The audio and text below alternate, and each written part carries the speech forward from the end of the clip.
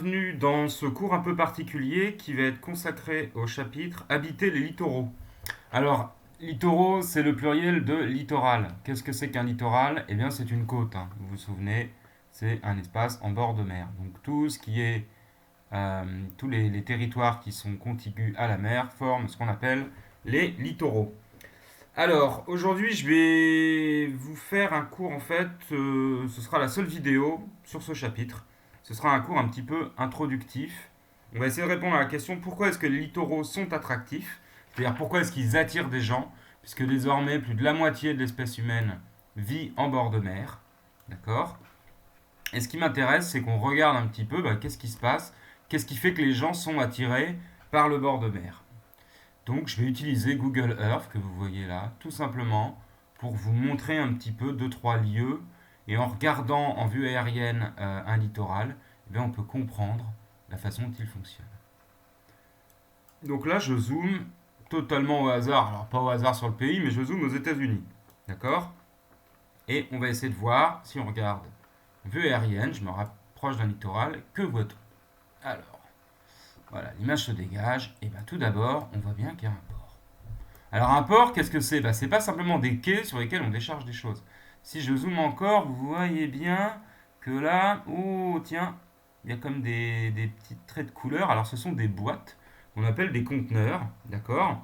Et ces conteneurs, en fait, ce sont les grosses boîtes qu'on met sur des bateaux qui s'appellent des porte-conteneurs et qui permettent, vous en voyez un ici par exemple, ou alors là vous avez des bateaux, ce n'est pas le porte-conteneurs, mais ils peuvent en porter d'ailleurs. Et donc dans ces boîtes, on met tout ce qu'on veut. L'intérêt, c'est qu'on peut les empiler. Vous voyez, si je zoome encore, ça s'empile extrêmement bien. Ah oui, c'est bien fait, hein. On a les vues 3D.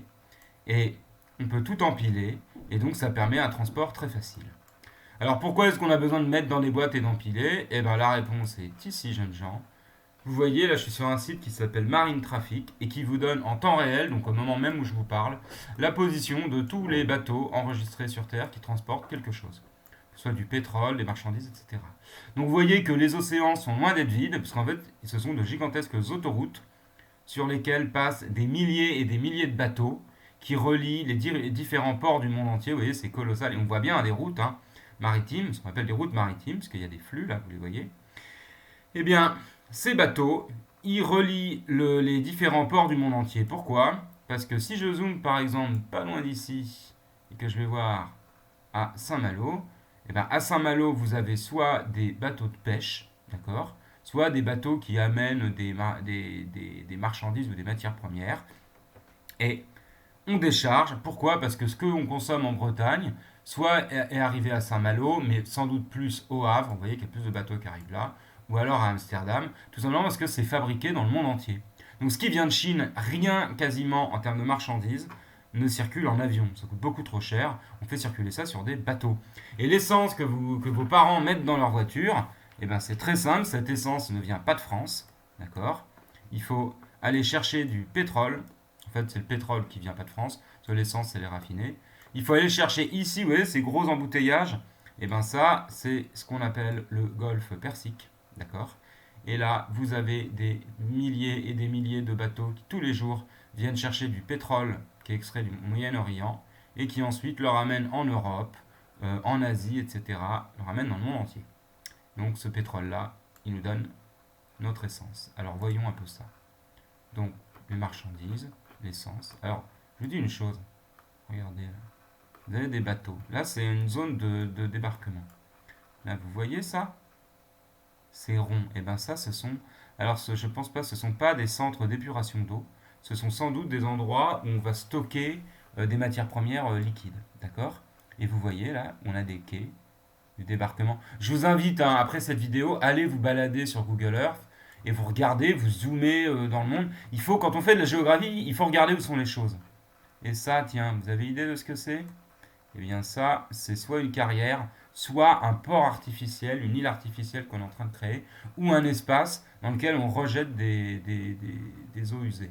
Et vous voyez qu'en face, là, on a un autre port ici. Alors, fermeture de la parenthèse, on va aller voir un peu en France ce qu'il en est. Eh oui, là, vous ne les voyez pas, les bateaux, parce que ce sont des photos prises par satellite. Vous ne voyez pas le mouvement, c'est pas trop la peine d'en chercher un, même si peu, parce qu'il n'y a pas de... Je pense pas qu'on puisse les voir. Vous voyez, si je zoome sur la mer, le logiciel les efface. Mais en allant sur Marine Traffic, on les voit. Alors, je vous ai dit, le Havre, c'est un gros port français. Je vais aller voir au Havre. Alors, qu'est-ce que je constate quand je zoome sur le Havre? Tiens. Ah. Tiens, ça décharge. Oh, bah tiens, encore mes boîtes. Encore mes porte-conteneurs avec les bruits. Et là, voilà. Là, on a un bateau porte-conteneurs. C'est formidable. Vous voyez bien ce bateau. Hop. On peut empiler des milliers et des milliers de conteneurs. Et dans ces conteneurs, on met ce qu'on veut. Dès lors que c'est pas liquide, évidemment. Si c'est liquide, il faut un type de bateau différent. Un pétrolier, un méthanier, que sais-je. Il faut des bateaux, c'est liquide ou gazeux. Hein, d'accord. Donc on a bien un espace où on décharge des milliers et des milliers de conteneurs. Ensuite, ces conteneurs, qu'est-ce qui se passe? Vous vous en doutez bien, ils sont mis sur des camions, d'accord. Vous ferez attention quand vous voyez des poids lourds. Eh ben, on voit de plus en plus de poids lourds qui transportent des conteneurs et ils sont emmenés à destination. Alors, le Havre, il y a plein de choses, puisque vous voyez, ici on a un port de déchargement de marchandises type conteneur, ça se voit très bien. D'autre part, on a aménagé, vous doutez bien que la nature ne fait pas de ligne droite et d'angle droit comme ça. Donc c'est un port construit. Et là, on a plein de cylindres blancs. Et bien ça, c'est simple. Tout ça, c'est là-dedans qu'on met, ça, ce bateau-là, ce qu'on appelle un pétrolier, d'accord. Et bien c'est simple, on met du pétrole brut, il est stocké dans ces cuves-là, ces cuves géantes. Et pourquoi est-ce qu'il est stocké là? Ben, pour être transformé en essence, parce que vous avez au Havre, alors est-ce que c'en est une? Sans doute, je ne suis pas sûr, je ne vais pas dire de bêtises. Mais vous avez de gigantesques raffineries de pétrole. Alors en cherchant bien, on les verra, mais oui, elle doit être là. Et une raffinerie de pétrole, c'est quoi? Eh ben, c'est une usine dans laquelle on prend du pétrole. Alors que vous compreniez, hein, le pétrole, c'est de la grosse boue noire qui colle, d'accord? C'est de la boue un peu liquide qui colle. Donc, c'est pas super si vous voulez faire un plein d'essence avec du pétrole brut. Il faut le raffiner, c'est-à-dire le transformer pour avoir de l'essence liquide et stable que vous mettez dans vos voitures. Et bien ça se fait dans des raffineries. Mais d'abord, il faut du pétrole. Donc, tous les jours, vous avez des dizaines et des centaines de navires pétroliers qui font débarquer ici, au Havre, du pétrole brut qui est raffiné. Et ensuite, ce pétrole, enfin cette essence, pardon, est envoyée dans les stations essence de France et de Navarre. Alors, il n'y a pas que au Havre que vous avez des raffineries. Hein. Mais le Havre, c'est une très grosse. L'autre, la deuxième, elle est près de Marseille. Elle est à Fos-sur-Mer, si je ne dis pas de bêtises. Est-ce qu'on va la voir? Elle est par là. Attends que ça zoome. Et vous allez voir, on va faire un lien. Voilà. Et dans le Metz, voilà. Ici, on a. Ouais, ça, c'est Fos-sur-Mer. Alors, là, vous voyez, vous avez plein de silos de stockage de pétrole. Tout ça se fait pour stocker du pétrole. Et ensuite, ça doit être là, j'imagine, que vous avez les raffineries qui font de l'essence. Alors, si vous fermez, vous bloquez le Havre et Fos-sur-Mer, en 10 jours, il n'y a plus une goutte de pétrole quasiment en France et c'est la crise. Donc, ce sont des lieux hyper importants. Donc, pourquoi est-ce qu'on habite sur les littoraux? Parce qu'il y a des ports et qu'on ramène des marchandises. Mais ça ne suffit pas, évidemment. Je vous ai parlé de Saint-Malo tout à l'heure, et effectivement, Saint-Malo, vous avez un port de marchandises, parce que vous avez la Timac, vous vous en souvenez, hein, c'est sur le port, c'est une usine d'engrais, donc là, il faut débarquer de la potasse de bateaux pour que ce soit transformé. Mais évidemment, sur le littoral breton, vous avez peu de porte-conteneurs, ce que vous avez surtout dans notre chère Bretagne, ce sont des bateaux de pêche. Alors effectivement, la pêche est une activité qui est quand même très importante. Même si aujourd'hui, il y a plus de navires qui transportent des marchandises que de navires de pêche, à mon avis. Il faudrait vérifier, mais je suis à peu près sûr qu'il y a plus de porte-conteneurs. Alors effectivement, on peut faire de la pêche. La pêche, c'est pour le poisson. Et le poisson, désormais, autrefois, il était consommé à proximité, uniquement sur le littoral. Et désormais, non, grâce au trafic routier ou à cause du trafic routier, il est consommé dans toute la France. Si vous allez à Strasbourg et que vous voulez des huîtres, vous en trouverez au supermarché. Simplement, il n'a pas échappé que les huîtres de Strasbourg n'ont pas été pêchées en Alsace. Pourquoi? Parce qu'il n'y a pas d'eau de mer, il n'y a pas de rivage en Alsace. Donc, elles viennent d'ailleurs. En plus, la congélation des crevettes ou des produits des différents poissons permet carrément là d'aller les pêcher en Atlantique Nord, mais alors vraiment très loin, ou dans le Pacifique ou dans l'océan Indien. Vous avez des navires de pêche en permanence ici. D'ailleurs, je crois que les navires roses, ce sont les navires de pêche. Oui, c'est ça, fishing, il l'indique là. Et ici, ça pêche à fond, et ensuite tout est ramené en Europe, aux États-Unis, pour être consommé dans les supermarchés. Vous regarderez les étiquettes dans les rayons poissonnerie, vous verrez Atlantique Nord, vous verrez Caraïbes, ou alors même Océan Indien, où il y en a de plus en plus. Atlantique Sud, je crois que nous, on en consomme moins. Et vous avez, alors on n'en a pas trop du Pacifique, mais tous les pays d'Asie, eux, pêchent dans le Pacifique, ce qui n'est pas sans poser des problèmes. Alors, que ce soit mon port du Havre ou mon port de Fos-sur-Mer, ce sont ce qu'on appelle des littoraux, des zones, un littoral, pardon, industrialo-portuaire. Pourquoi? Parce que, bon, alors, portuaire, vous entendez qu'il y a un port. Facile. Zone industrialo-portuaire, il y a un port, et industrialo, parce qu'il y a une industrie, vous voyez, que ce soit une raffinerie, ou tout ce qui permet de transporter les matières premières.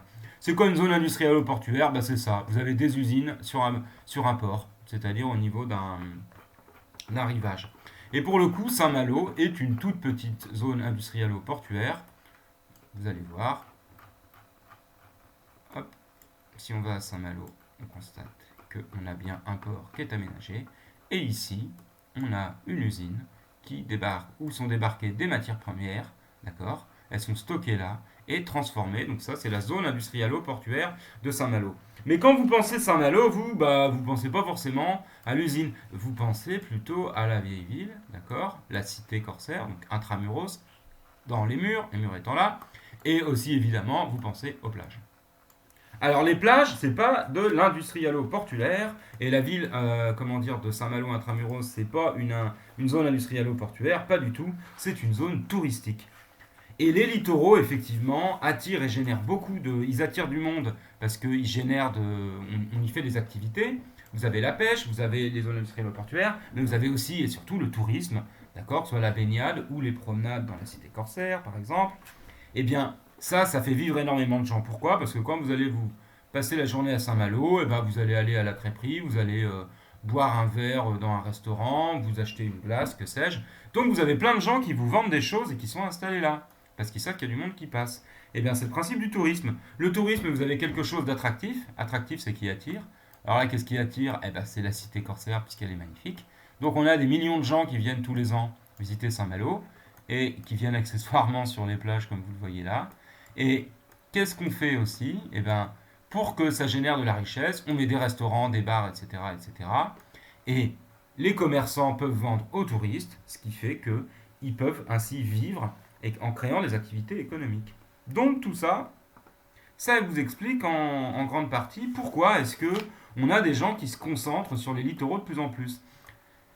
Alors vous allez me dire, quand il n'y a pas que du tourisme, oui, il y a pas que du tourisme. Et des fois, c'est simplement parce que c'est très agréable. Alors, Dinard, qui est en face de Saint-Malo, est une ville touristique, mais c'est quand même un coin où il fait bon vivre, parce que même si vous travaillez ailleurs, d'ailleurs jusqu'à Rennes, on peut imaginer, mais si vous travaillez dans le pays de Dinan, dans l'arrière-pays de la Côte d'Émeraude là, vous pouvez travailler à Saint-Malo et habiter à Saint-Lunaire ou à Saint-Briac, ou même à Pleurtuis. Vous n'êtes pas loin de la mer, d'accord? Donc vous êtes sur le littoral. Hein. Il n'y a pas besoin d'être en bord de mer littéralement pour être sur le littoral. Hein.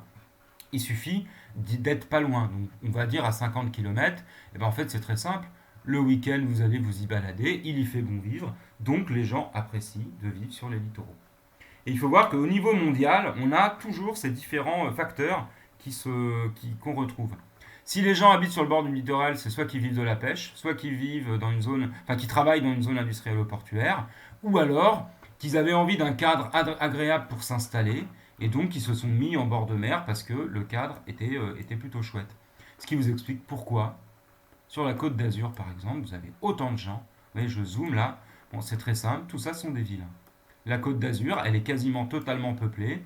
Pourquoi? Parce que les gens qui ont de l'argent ont envie de vivre dans un climat et dans un cadre qui est relativement paradisiaque. Donc ils vont s'installer sur la côte d'Azur parce que c'est effectivement magnifique. Comme ça, toute l'année, ils ont du beau temps, ils peuvent se baigner et ils peuvent profiter de la vie. Alors là, en général, ce sont plus des gens forcément qui travaillent. Beaucoup sont en retraite, mais ils ont un revenu et ils font vivre plein de gens autour, hein, les commerçants, etc. Donc, bon, il faut que vous compreniez ce phénomène-là. Les gens se concentrent sur les côtes parce que le climat est en général relativement doux. Alors évidemment, ils vont pas au nord de la Sibérie, hein. Là vous n'avez pas grand monde. Hein. Mais ils y vont parce que les hommes et les activités s'y concentrent. Les activités, c'est quoi? Bah, ce sont le commerce, l'industrie, les services, etc. Alors, je ne vais pas aller beaucoup plus loin dans mon explication. Je voulais juste que vous reteniez qu'en fait, un port, même à côté de chez nous, ou beaucoup plus loin, c'est quelque chose de très intéressant à étudier, et y compris en, en zoomant comme ça hein, par les photos aériennes, on apprend plein de choses quand on connaît les photos aériennes, quand on prend le temps de les regarder. Et donc là, je voudrais vous emmener dans un autre pays qui n'est pas la France et les États-Unis, qui s'appelle le Japon. Parce que vous allez me faire une étude de cas qui se trouve page 274 qui commence page 274 et qui termine page 277. Vous avez une double page d'études de cas sur le port de Yokohama. Alors, pas mettre de bêtises. Yokohama, ça s'écrit comme ça. Vous aurez le droit d'aller le voir. Qui est un grand port japonais, d'accord, qui est le port, en fait, qui est le port de Tokyo, hein, qui est juste au sud de la ville de Tokyo. Puisque vous voyez, le Japon, c'est simple, la population est principalement sur les côtes, et tout ça, c'est une ville, c'est Tokyo. C'est des dizaines et des dizaines de millions d'habitants, c'est évidemment gigantesque.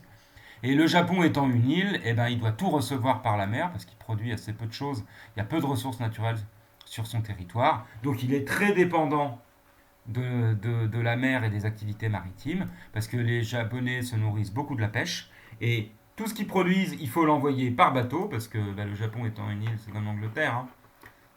Vous n'avez pas de tunnel et vous n'allez pas passer, franchir la mer de Corée, vous n'allez pas la franchir avec des camions flottants, hein. Il vous faut pour ça des bateaux. Donc, c'est très important pour les Japonais de disposer de ports bien organisés et efficaces. Donc vous ferez une étude de cas pour voir comment un peu ça marche à Yokohama et les problèmes que ça pose. Parce que quand toute la journée vous avez des bateaux qui viennent décharger des choses, c'est pas sans créer de la pollution et sans nuire au cadre de vie des gens qui vivent juste là. Donc, vous avez parfois des conflits qui éclatent entre, si vous voulez, les zones industrielles ou portuaires et puis les zones habitées, les endroits où vivent les gens qui veulent qu'on leur rende un peu leur bras de mer.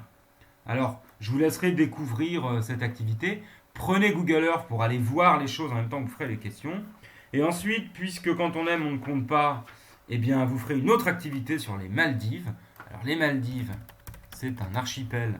Un archipel, rappelez-vous, ce sont un ensemble d'îles, d'accord, des centaines d'îles en l'occurrence, qui sont au sud de l'Inde.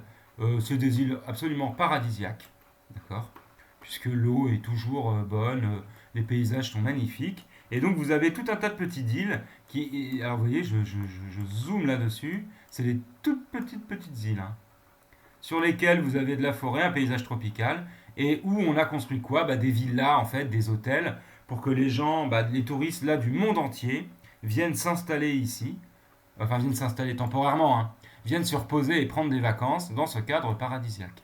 Donc ce sera bien que vous alliez aussi voir, vous allez faire l'activité, elle commence page 278 et se termine page 281, et je vous remettrai tout ça, ne vous inquiétez pas. Et donc, une fois que vous aurez fait ça, et ben vous en saurez un petit peu plus sur la façon dont on vit dans une... Enfin, dans la façon dont on vit sur un bord de mer et les différents usages, d'accord. Parce que les Maldives, c'est pas Yokohama. Même si c'est un littoral, il ne fonctionne pas de la même manière. Voilà, je vous remercie de m'avoir écouté et je vous souhaite un bon travail.